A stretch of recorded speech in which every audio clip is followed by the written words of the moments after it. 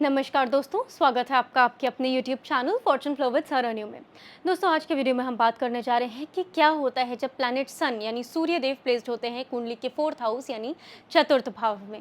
उससे पहले आपसे एक हम्बल रिक्वेस्ट है कि अगर आपने अभी तक अपने इस चैनल को सब्सक्राइब नहीं किया है तो प्लीज़ सब्सक्राइब करके बेल आइकॉन को ज़रूर से प्रेस कर लें ताकि हमारा और आपका साथ यूं ही जुड़ा रहे। दोस्तों, सबसे पहले जान लेते हैं कि चतुर्थ भाव है क्या। देखिए, जो फोर्थ हाउस है ना, वो सुख का भाव है। आपकी हैप्पीनेस को, आप कितने खुश रहेंगे जीवन में, उसको चतुर्थ भाव के साथ में देखा जाता है।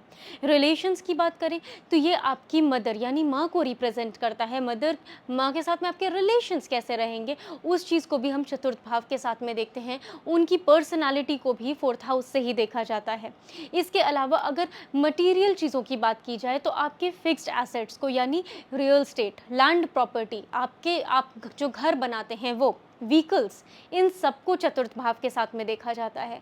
तो बहुत सारी चीज़ों को हम फोर्थ हाउस से जज करते हैं। आपका चाइल्डहुड इन्वायरमेंट कैसा रहा है, यानी बचपन में आप किस तरीके के माहौल में पले बढ़े हैं, उसको भी चतुर्थ भाव के साथ देखा जाता है। तो बहुत सारी चीज़ें हैं जिसको हम फोर्थ हाउस से देखते हैं। तो चलिए दोस्तों, अब जान लेते हैं कि जब प्लैनेट सूर्य यहाँ पर प्लेस्ड होंगे तो किस तरीके के रिजल्ट्स देखने को मिलेंगे। दोस्तों, सुख के भाव के साथ साथ में ये मोक्ष भी भाव का भी भाव है, यानी मोक्ष का जो भाव, जो पहला मोक्ष भाव पड़ता है ना कुंडली में, वो चतुर्थ भाव है। अब यहाँ पर जब सूर्य प्लेस्ड हो गए तो हमने सूर्य के बारे में पहले भी एक बात करी है जो कि बहुत स्पेशल है सन के बारे में, कि सूर्य जो है ना वो आत्मकारक हैं। तो जब सूर्य मोक्ष भाव में आके स्थित हो जाते हैं तो इंसान स्पिरिचुअल नेचर का होता है। अगर यहाँ पर सूर्य बिल्कुल प्योर सन की एनर्जी है, किसी तरीके का पाप प्रभाव नहीं है, पाप कर्तरी में नहीं है सूर्यदेव, तो फिर आप देखेंगे कि इंसान का स्पिरिचुअलिटी की तरफ इंक्लिनेशन होगा ही होगा।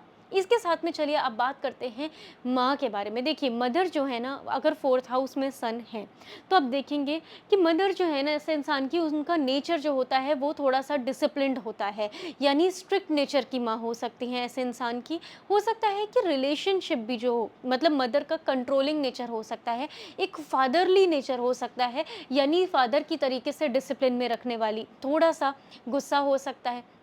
इस तरीके की चीज़ें पॉसिबल हैं जब सन फोर्थ हाउस में होते हैं। और हो सकता है कि मदर का वो एक्चुअल नेचर ना हो, लेकिन सर्कमस्टांसेस, जैसे कि हमने बात करी कि सूर्य जो है ना, सॉरी सूर्य नहीं, फोर्थ हाउस जो है ना, वो शो करता है आपके चाइल्डहुड के एटमॉस्फेयर को, यानी आपका बचपन। तो हो सकता है कि सिचुएशंस ऐसी बन गई हो कि आपकी मदर को मजबूरन स्ट्रिक्ट होना पड़ा हो, उनके ऊपर इस तरीके का प्रेशर क्रिएट हुआ हो, या जो भी चीज़ें हैं। बट फोर्थ हाउस सन में आप इस चीज़ को देखेंगे कि ये कनेक्टिविटी जो होती है ना, वो मून जैसे फोर्थ हाउस है तो बिल्कुल डिफरेंट होगी, लेकिन जब सन फोर्थ हाउस है तो अथॉरिटेटिव फिगर होती है मदर। इसके साथ साथ में आप और भी चीज़ें देख सकते हैं फोर्थ हाउस से, कि जब आपके एसेट्स की बात आती है तो जो एसेट्स ऐसे लोग क्रिएट करते हैं उसमें बहुत ज़्यादा रोल होता है कि वो किसी अथॉरिटी फिगर के थ्रू हो, या फिर किसी ऐसी जगह पर हो जहाँ पर गवर्नमेंट की चीज़ें हैं, क्योंकि फोर्थ हाउस सन गवर्नमेंट को भी शो करता है। और यहाँ पर क्योंकि राजगद्दी है तो यहाँ पर आप देखेंगे सिंहासन में जब सूर्यदेव बैठते हैं ना, ऐसा इंसान एसेट्स बहुत अच्छे क्रिएट करता है, यानी फाइन लेवल के एसेट्स होते हैं इस इंसान के, जिनकी वैल्यू बहुत ज़्यादा होती है। तो फिक्स्ड एसेट्स के मामले में बहुत अच्छा है। व्हीकल्स ऐसे इंसान के पास जो होते हैं वो भी टॉप नॉच क्वालिटी के होते हैं, क्योंकि सन है, बेस्ट क्वालिटी की चीज़ें देते हैं। ये लोग राजा की तरह रहते हैं। और जब बात करें ना होम इन्वायरमेंट की, तो ऐसा इंसान ना अपने घर में एक अथॉरिटी फिगर होता है। या आप बहुत बार देखेंगे फोर्थ हाउस सन वाले के अंदर कि चाहे ये अपने घर के सबसे छोटे व्यक्ति भी होंगे ना, लेकिन इनके घर में इनका ओपिनियन बहुत ज़्यादा मैटर करेगा। यानी बात जब भी होगी, कोई भी चीज़ फाइनल होने से पहले इनसे सलाह, अगर आपके फोर्थ हाउस में सन है तो डेफिनेटली आपके साथ ये होता ही होगा कि आपसे सलाह लिए बगैर कोई बड़ा फैसला घर में नहीं लिया जाता होगा। फोर्थ हाउस सन का ये बहुत ज़्यादा होता है कि वो एक घर में एक फादरली फिगर की तरह होते हैं, यानी everyone looks up to them for help, मतलब लोग उनकी तरफ ध्यान देते हैं कि, या फिर उनको कोई हेल्प चाहिए होती है तो फोर्थ हाउस सन वाले के पास आने में वो नहीं झिझकते हैं। तो ये एक बहुत पॉजिटिव प्लेसमेंट है अगर एक फैमिली एटमॉस्फेयर में इस चीज़ को देखा जाए।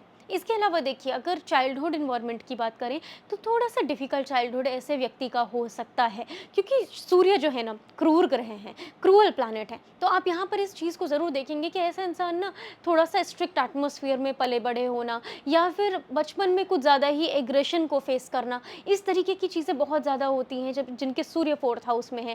क्योंकि अब ये हैप्पीनेस का हाउस है, लेकिन यहाँ पर एक सबसे क्रूर ग्रह, सबसे स्ट्रॉन्ग प्लैनेट जो होता है ना कुंडली का, वो आकर प्लेस्ड हो गया। तो इस जगह पर आप ऐसी प्रॉब्लम्स को फेस कर सकते हैं, ये बहुत ज़्यादा देखा गया है सन 4th हाउस में।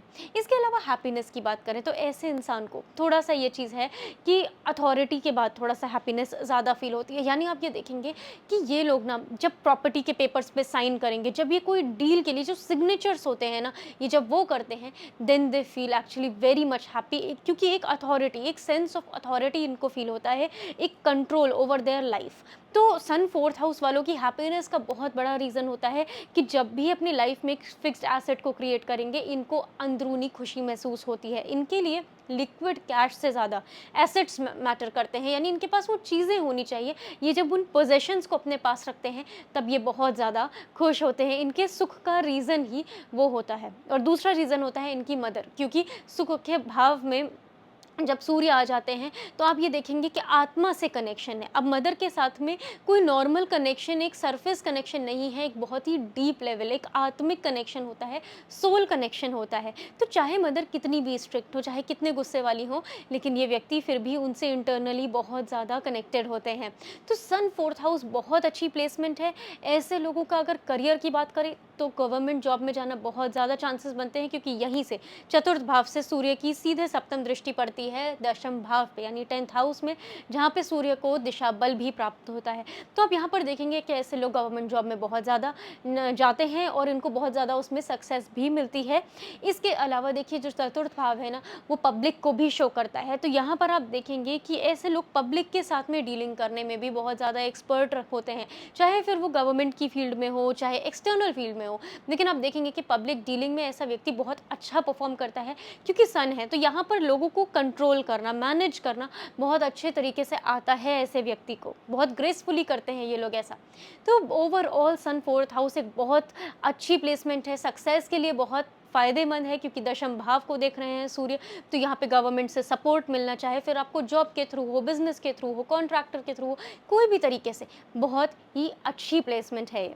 तो अगर ये वीडियो आपको हेल्पफुल लगा हो, और आगे भी हम इसमें वीडियोस बनाएंगे कि कौन सी राशि में सूर्य किस तरीके से परफॉर्म करते हैं डिफरेंट कंजंक्शंस में, यानी ग्रहों के साथ जो अलग अलग युति होती हैं उसमें कैसा परफॉर्म करेंगे, पाप कर्तरी में क्या होगा, शुभ कर्तरी में क्या होगा।